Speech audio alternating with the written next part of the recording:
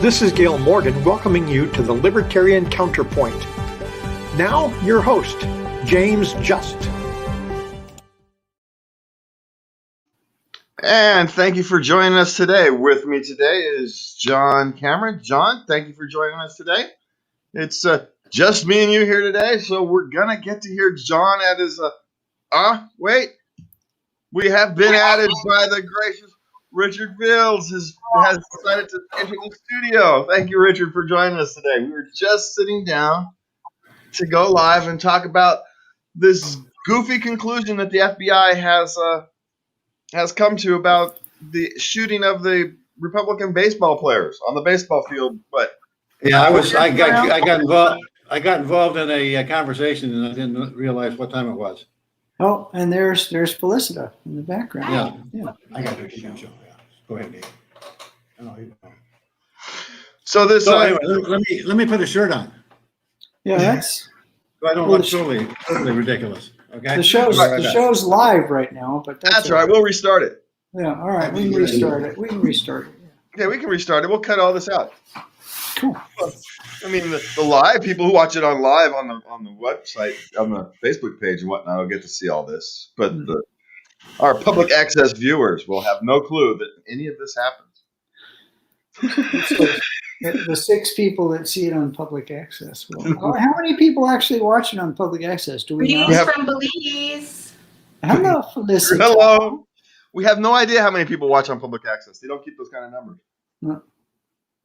Well, Facebook we know, right? Yeah. Facebook, YouTube. We can kind of I'm gone. And the podcast as well. I don't know what's going on in the background, but it's noisy. Yeah. Closing doors so he can change. How's Belize, Felicita? What? I'll let him answer. I'm not the one.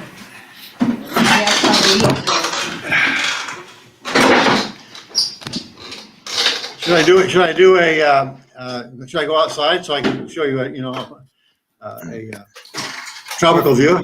If you want, I don't. It's since I've never been there, but I have been invited, so So you're invited too, James.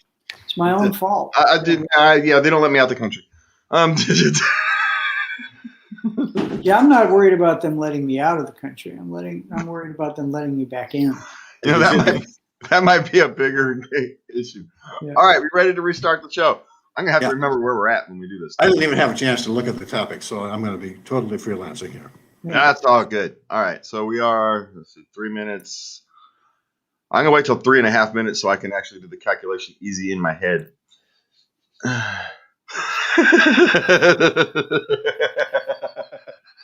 Hey man, I have 10 seconds to review the topics. Good. Yeah, there you go. You get 10 seconds. That's about all it will take. Yeah. This is Gail Morgan welcoming you to the Libertarian Counterpoint. Now, your host, James Just. And thank you for joining us. With me today is John Cameron, and from an island somewhere in the world is Mr. Richard Fields. How you guys doing today? Hamburger's Key, Belize. Doing well. Soaking in the low of 78, high of 82 sunshine. It's actually cold here. So, it is California cold. We'll actually be clear about that. It's not actually cold. It's not Minnesota cold. No. It's only cold in California. Yeah. Speaking about being cold in California, lawmakers, FBI and lawmakers are in disagreement over how to classify the the attempted assassination of Republican baseball players. Remember a few years ago there was that issue where a Bernie supporter shot up a Republican baseball player team, and shot up a congressional baseball, back as a baseball game where members of Congress, Republicans versus Democrats, fight it out on the ball field. and somebody took a pot shot at him. It was a Bernie supporter. I've forgotten that. Yeah, it was a Bernie supporter, hardcore Okay. Bernie supporter, and it was at a Republican practice, so it wasn't like he attacked both Democrats and Republicans. Yeah. Okay. Well, the FBI has declared it a suicide by cop. Yeah. Really? Rather than a terrorist act. So, Yeah, but despite the fact that he had a list of people he wanted to assassinate and all that, and yeah, he called it suicide by cop.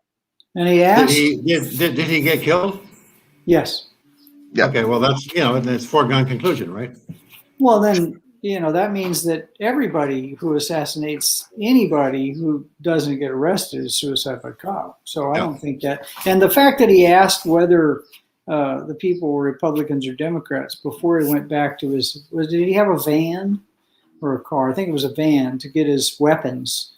And when they said Republicans, he went and got the weapons. I don't know if they said Democrats, if he'd have still done it, but it's pretty obvious that it was attempted assassination of Republicans, and I can understand people's urges to shoot people from either side of the congressional aisle, but it's not something you should do. Well, no, I don't think no, violence against even politicians is not really called for. But no, I agree. I can understand the urge, but I have the urge to have a second piece of pie often, and I don't. I have one piece of pie, and sometimes I have no pie, because I'm trying to eat healthy and clean. So when you have the urge to shoot congressmen, you should go, oh no, I shouldn't do that. And people who don't are, I think you can pretty much say, insane. So or political assassons. yeah. Well, it sounds to me like more of an assassination attempt with it's sort of like the Islamists who will conduct a suicide bombing. They know they're going to kill a whole bunch of people. They know they're going to die in the process. And dying in the process is just, their gate to nirvana. And presumably this guy didn't care that he was going to die in the whole process, or was deranged enough to think that he could escape, or who knows. He might not even have thought about it. He says, I'm just going to go shoot some people. He fired off over 100 rounds, and he wounded some people pretty seriously. I don't think anybody died. A congressman almost bled out.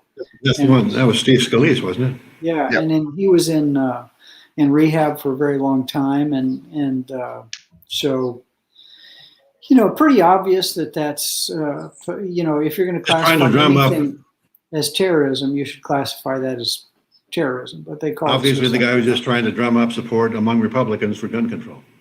Yeah, well, and this is the thing. I'm not a fan of calling it terrorism. I wouldn't call it terrorism, but it is left-wing extremism, and we're refusing to call left-wing extremism when we have no problem calling right-wing extremism right-wing extremism. It's almost as if left-wing extremism somehow doesn't exist. Yeah. And the libertarian point of view is that you should not be using force, particularly lethal force, to enforce your political views, whatever they are, no matter how good or abhorrent they are. I'll agree with that. We've agreed on something today, Richard. Yeah. Okay. Yeah. Well, let's see if we can agree on the Postal Service checking our social media posts for inflammatory rhetoric, and then they pass this information off onto our what do you say, the intelligence agencies. Well, that's where the analogy of force breaks down, because there is no force in inflammatory words. There is no force involved in saying what the heck you believe or what you think, or what no matter how ill-informed or wrong you are. The antidote to incorrect or false or misleading speech is more speech, not less speech. Not try to shut down bad speech. You try to counter it with good speech. That's what the First Amendment is all about. And when we have agencies like, for Pete's sake, the post office getting into the censorship business, what's that all about? I mean, I know that 1984 Big Brother watching you is creeping up upon us, but enlisting the less than competent folks at the post office kind of is not helping their cause much. Well, maybe this is why the post office can't deliver the mail. They're too busy reading our social media posts. Maybe they should focus on actually delivering mail. They deliver mail sometime. I mean, when you go anywhere else in the world, even centrally managed post offices. I think they still deliver mail twice a day in most of England. And the first batch of mail comes through at about 10. They might be down to one time a day. But yeah, the post office, I think if you're running a deficit to provide the service, which isn't the best service in the world that they're running, they probably shouldn't be spending their subsidized tax dollars on tracking what people say on social media. That seems like a pretty heavy waste of resources. There are a number of mistakes that were made in the drafting of the Constitution, and establishing a post office was one of the lesser mistakes, but still a mistake. There's no reason in the world why the government has to be involved in delivering mail or delivering anything else for that matter. Well, oddly enough, it required them to establish a post office. It didn't require them to maintain it forever in perpetuity. Yeah, they but let it up and walk away. Opening the door to bureaucratic expansion means the door will never shut, and that they open the door to bureaucratic expansion with the post office clause. What they should do, or what we should do at this point, is say, okay, the post office, is in the Constitution. Constitution, going to the trouble of having a constitutional amendment to get rid of it is probably not worth the trouble, because it's not that big a deal. But we should allow unfettered, totally unconstrained competition to the post office. That's not happening. Yeah, there's no reason you can't just declare that the postal service becomes a competitive nature. They can set up a competitive system. Very easily for the post office. I mean, you just have to do it. In overnight service, FedEx, UPS have done it and effectively made the post office more competitive, more effective in doing overnight and 2-day delivery, which is a good thing.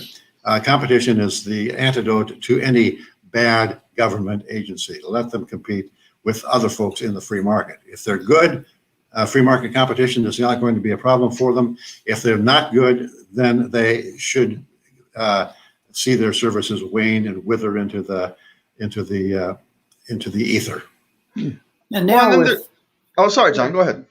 Well, the whole idea of the post office at first was, wonderful in one way, not having the government do it, but the idea that anybody in the country could communicate with anybody else in the country was the idea behind the post office. And because it was set up that way, then because the parameters it was set up with built in some horrific costs. If you have these isolated settlements somewhere that needed, for example, Pony Express, then, especially during the westward expansion, places in Alaska and all the rest of that, the post office operated under the requirement that everybody should have postal service or needed postal service. And that, led to some pretty inefficient operation. Now you have this thing called the internet, and you have this thing called the phone. And so the idea that everybody needs to be able to communicate with everybody else, that's a good thing. But it's not required that somebody physically carries something from Nome, Alaska to Maine. Yeah, I mean, the reason for a monopoly on the post office never did exist, and for the people who think it did, DocuSign has eliminated that reason for a monopoly. Yeah, no and then for a postal monopoly, and any monopoly, the only monopolies that gain traction are those that are either started by the government and are government monopolies, in fact, or they are de facto government monopolies, like utilities and phone companies and the like. Well, we're going to have to point out here the thing that America is founded on inflammatory rhetoric. Common sense was distributed through the postal service of the time, such as it was, and common sense is one of the most inflammatory documents to ever be distributed in American history.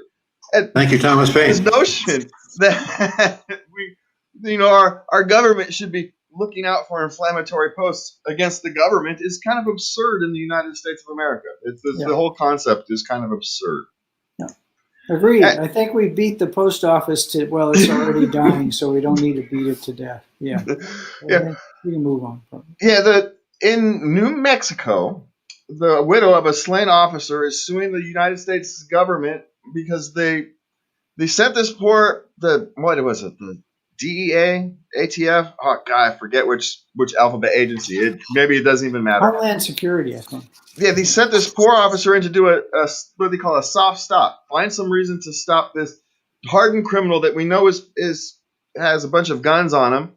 Stop him. Find some excuse to stop him, and see if you can find some reason to arrest him.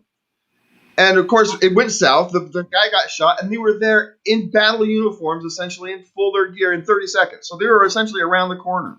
They knew this guy was dangerous because they had themselves all laid out in their battle gear for it. And they sent this poor police officer, just normal, average beat cop, essentially, into his death. Yeah, it was insane. Did you?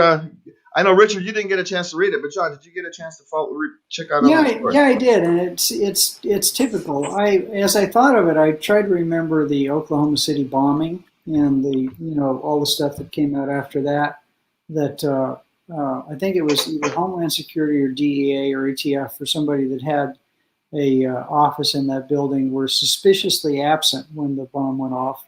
And there's been all sorts of rumors that it was a sting gone wrong.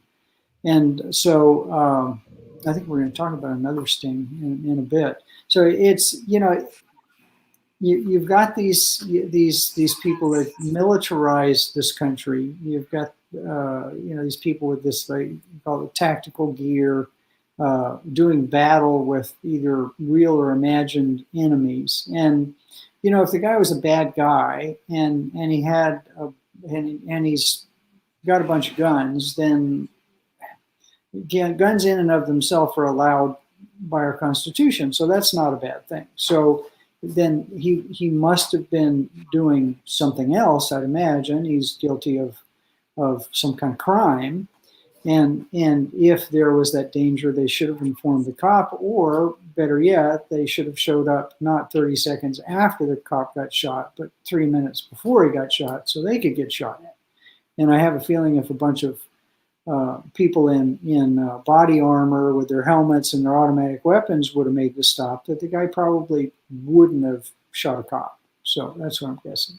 And if they're asking them to do a soft stop and basically trump up some reason to arrest this guy, it means they didn't really have any legal reasons for serving a warrant or arresting them themselves. They were they want to protect their way they get their information. Is what they're trying to do.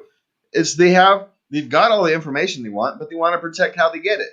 And so they send the cop in. Hopefully, they get a reason to search his car, and if they search the car, they get all their evidence backwards. They've already got their evidence. They've already got it through all their spying and their drones. Their snitches. Yeah. And the correct procedure is to issue a warrant on the guy and do the search. Assuming that whatever ammunition and guns and whatnot that he had with him was in fact illegal. But then that begs two questions: whether or not a firearm should be illegal for essentially anybody, and secondly, it brings into question the whole idea of the fact that the whole three felonies a day concept, which is the idea that all of us are guilty of 3 felonies every day without even knowing about it. We can be pulled over for an air freshener dangling from a window and get shot. That happened recently. We can get pulled over for an expired license tag. We can get pulled over for having windows that are not sufficiently transparent, too much sunscreen on the windows. There's any number of. Yeah, what? I bought my car, and I'm sure if I were to spend the time and money to look, the windows in the back of my car are too dark, and they're dark for a reason, because I transport my doggies in that car and I don't want them to get too hot. But I guess I could take that out. But again, there's so many laws and regulations and rules on the books, and unfortunately, cops now, instead of serving and protecting property and life, are enforcing, when they want to, all these massive numbers of regulations. And typically if people object to it, then they're resisting arrest. So you don't want to resist arrest in this country. That's where people get shot. But something needs to be done, and if they had valid reasons to stop this guy, why didn't they do it themselves? And shame on them for setting this guy up to get killed. They didn't let him know how dangerous this guy was. If it was all that dangerous, then it means they had reasons themselves to make the arrest. So, they knew he was dangerous because they had him all set up. They were all prepared for something to go sideways, and so when it went sideways, they all knew. And the question is, are we creating more of these terrorist attacks? As we will skip down to the page here. After 9/11, authorities used informants to get terror convictions, people who are allegedly planning terrorist attacks. But now we're finding out, in a big expose in the New York Times, finding out that many of these terrorist attacks were all kind of created in the mind of the FBI. They kind of pushed these whole terrorist attacks on, and they got people who are, shall we say, simplistically minded, kind of got walked into creating a terror plot by the FBI. It's absurd. Yeah. Yeah, I mean, you take an FBI agent, gets on a message board or a Twitter storm, or find some simpleton that has a grudge, and then talk to the simpleton, talk him into doing something that would be terroristic, and then arrest him whenever he acts on it. It makes this FBI statistics in combating terror, quote unquote, look good. It does absolutely nothing as far as eliminating terror or violence of any kind. It's basically inciting it so that you can arrest it. Yeah, and a lot of times I suspect, as inefficient as the FBI has proved itself to be at everything other than covering its own backside, that many times they set these people up and incite them and actually probably place weapons in their hands or plans in their hands, and then they kind of forget to do the finish thing, which would be to actually protect people. I bet you if you drill down through all these FBI terror files, you'd find a couple of incidents in our recent past where people have died because of it. And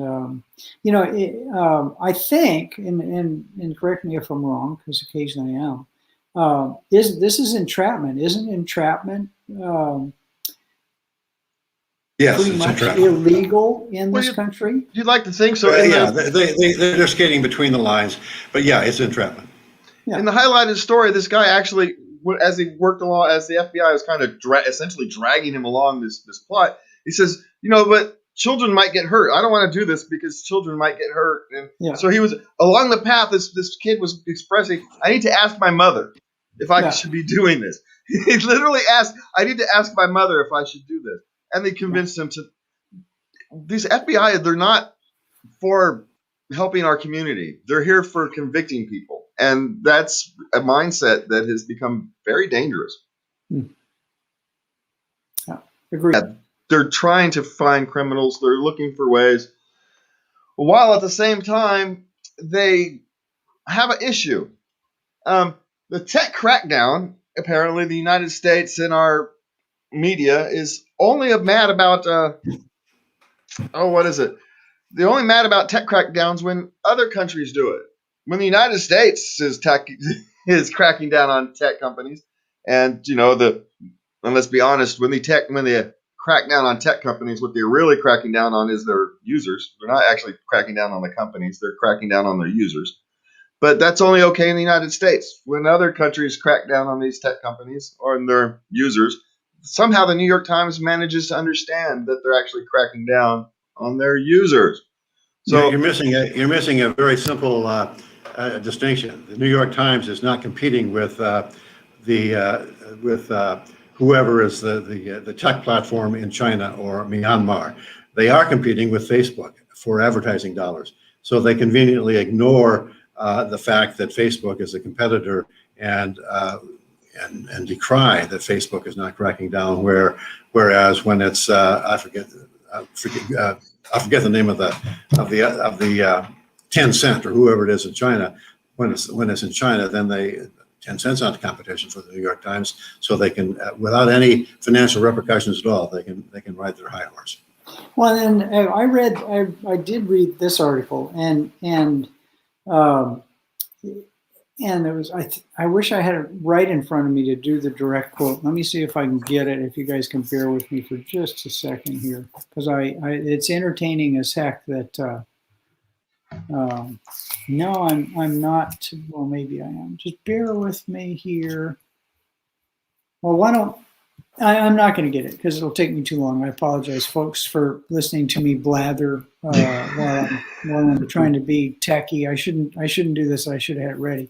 The language was ridiculous. It said, there's tech. The governments all over the world are cracking down on tech companies, whether it's for useful purposes like we're doing here in the United States to counter terrorism and inflammatory speech, or whether it's a totalitarian regime cracking down on people exercising free speech in China.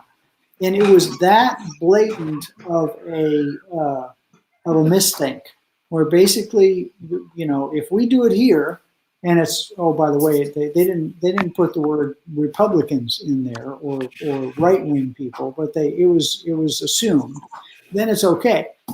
But if China does it, like they do to control their tech people and to put down free speech, then it's wrong. And it was such a blatantly misguided, illogical paragraph that I'm surprised that even in the new age of the New York Times it survived, because it basically defied logic. And anybody who hasn't read the article, just go to DuckDuckGo and I'll post the links in the description. Yeah, post the links. It's hilarious. It is hilarious in a sick sort of way. Yeah. Well, it's intellectual consistency is no longer required. Apparently, it's in the modern media. Especially in the same paragraph. You don't even need the same paragraph anymore. You used to, maybe one article and then another. Okay, fine, but now it's in the same paragraph. Same paragraph, same article. Not even different paragraphs of the same article. I agree with you. It's the gray lady is no longer a lady, and I can't use the other phrase that I was going to use. The gray lady is now a woman of the night who charges money. How about that? That's almost politically correct. All right, John, we're gonna send John onto a rant here. The Obama administration scientist says the climate emergency is based upon a fallacy. All right, John, we got three and a half minutes. So 3.5 minutes. That's not enough time. But anyway, guy who worked he's a physicist, a PhD physicist. He's a numbers guy, and basically his job is to make science palatable for people. He worked for British Petroleum. I don't remember the guy's name, but he's got a book coming up, and we should probably plug this book. If you put a link into that article, that would be great, because it's certainly one I'm going to buy and read. And he focused on numbers and science and making the actual numbers and actual science understandable to the public. And then he became involved in climate science, because it's all numbers. And if you look at numbers, you can tell whether they're true or not and interpret from people. And he actually worked in the Obama administration.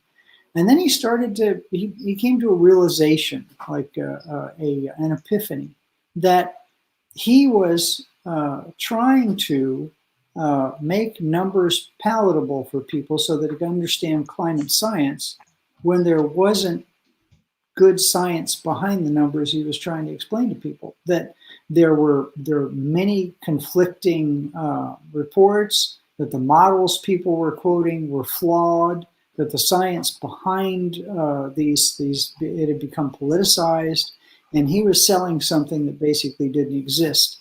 And he went on to mention all the things that you've heard me rant about. There it is, Unsettled Climate Science Tells Us, coming out in May. And I'm going to buy the thing. Maybe I'll send it to him, ask him to write a little something in it for me. basically says that all these things are quoting about increased hurricanes and increased fires and all the rest of that stuff, and even basically higher temperatures throughout the planet are non-existent. That the science behind climate science is unsettled, is not settled at all, and you can't spend $2 trillion combating something if you don't understand it to start with, which is what he's saying. Unfortunately, the political class, both left and right, but mostly left, has figured out that they can use fear almost indiscriminately. 99% of people recover from COVID, but we're still wearing masks and social distancing and having lockdowns in many places. 94% of those over the age of 65 survive COVID, but that's a pretty good recovery level. But nevertheless, and even though that we're almost all old people at least vaccinated or recovered, having achieved herd immunity, we're still following Dr. Fauci's protocols. Same way with climate change. If you can cause people to believe that they're going to drown if they live in Miami, that's a pretty potent fear scenario to lay out there. Even though there is absolutely no basis in fact on it happening in anywhere close to the near future, and very little basis in fact in supposing it'll happen in the distant future, and even less basis in fact in assuming that global warming, the idea that too much carbon dioxide is the cause, other than other natural cycles of the planet and the solar system. So we have the unfortunate situation where the Al Gores of the world and the Dr. Fauci's of the world have figured out that they can scare us into doing pretty much any ridiculous thing, and they have been unfortunately successful. And I want to add something to that real super quick for folks out there. All you got, hurry up. Yeah, Maunder minimum. Look up, go to DuckDuckGo because it'll be hard to find on Google. Put in the Maunder minimum and look at what you should really expect with climate in the next 50 years in the world. It's not a nice little warming where you can get rid of your sweater. It's something not so good. Well, and that is all the time we have. And I would like to say, though, living cleaner is a good thing, but there's a lot of money to be made in environmentalism. And that's all the time we have from Libertarian Counterpoint. From all of us down here, please remember to love everybody. Thank you so much for